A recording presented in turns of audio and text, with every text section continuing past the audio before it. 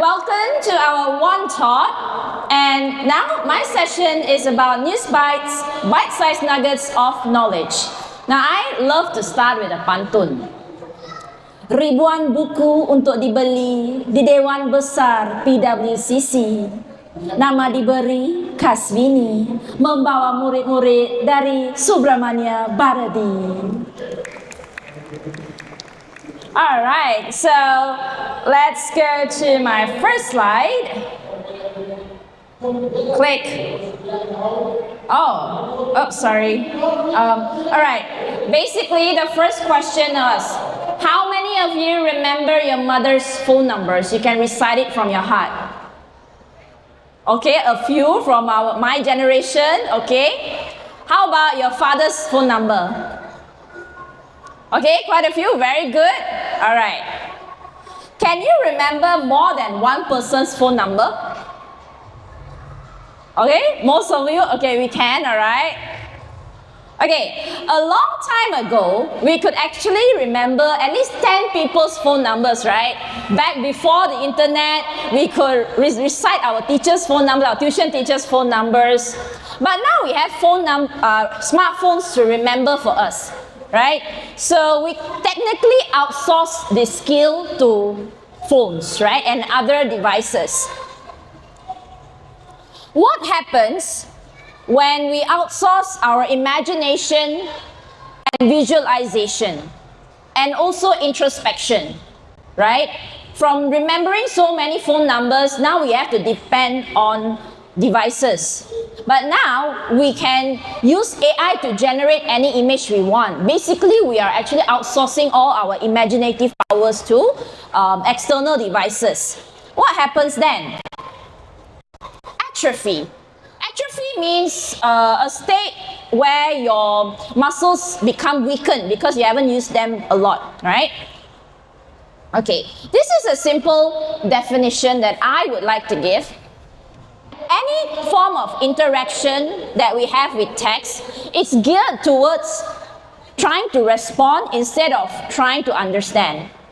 If you ask any 10-year-old student today, what do you read when you watch a YouTube video? Teacher, I read the comments.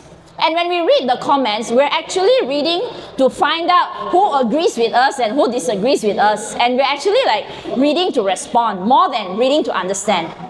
So this is where I feel that when we remove the printed word or printed materials from students, they will lose these important skills.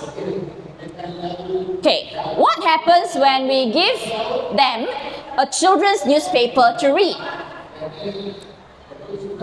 Okay, so I would like to invite my student Niril Darshan to share his point of view about the news. NEWSBITES is a child-friendly newspaper that offers bite-sized news. Black or white may be a popular Michael Jackson song, but I prefer my news to be colorful and attractive. Apart from that, I also love the feeling of the paper in my hands while I read. It's also better than reading from a tablet. And this is also a proven fact. NEWSBITES, Swedish education experts believe that digital learning can lead to a drop in reading and writing skills. I am also from SJKT Subramania Bharati. Today, I would like to represent what activities you can do in NEWSBITES. NEWSBITES magazine isn't just reading line after line of words.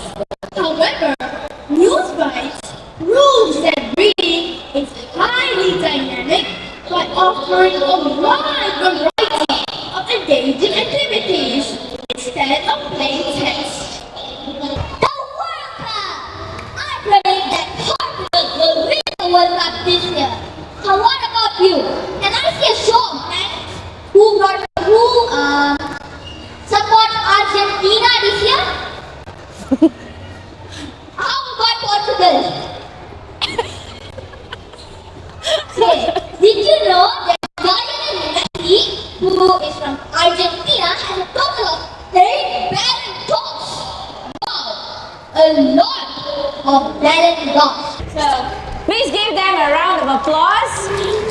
It took them barely 2 days to prepare and everything was written by them. So we apologize if there are some errors here and there, but they created the script and they told me, teacher, I want this in my slide, I want this in my slide, and I want this question. Everything was given by them. So good job, students.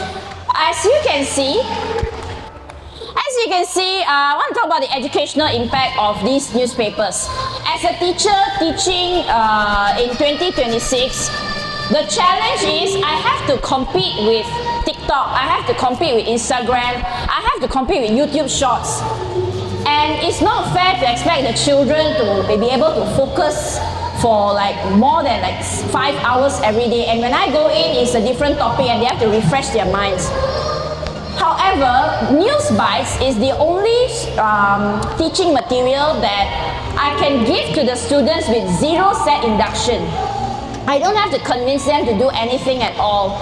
I give it to them and they just start reading. It's so attractive and the topics covered in NEWSBITES are attractive and relevant to the learners. So it's a wonderful way to get them to read. As compared to traditional newspapers, if I want to do a newspaper cutting today, I have to tell them 2 weeks in advance because they have to go home and tell the parents, Mami, cikgu suruh beli newspaper. Because most people, we don't buy any newspapers anymore. We can't blame the children, you see.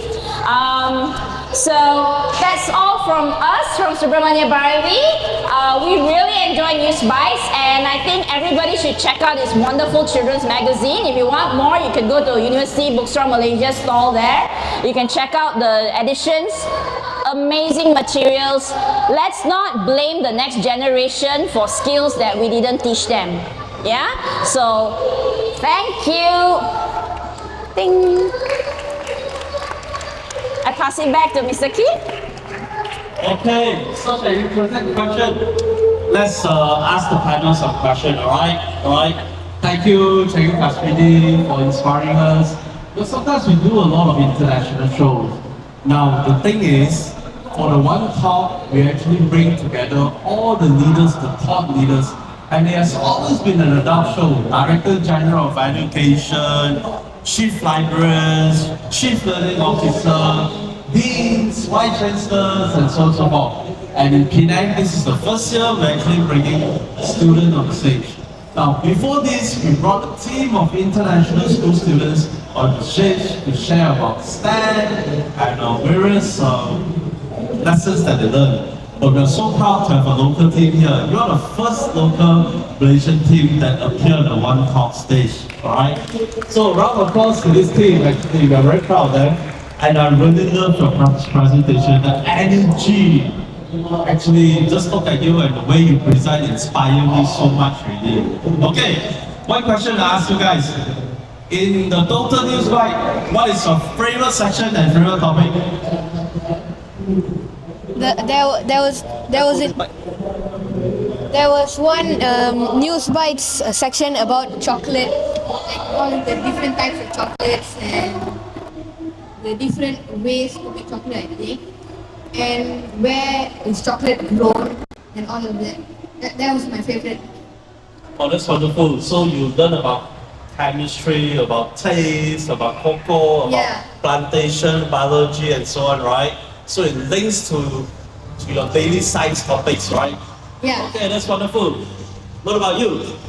Ask this to her. Ask her. Well, my favorite topic is actually there's this one book which is actually April's Fool's book.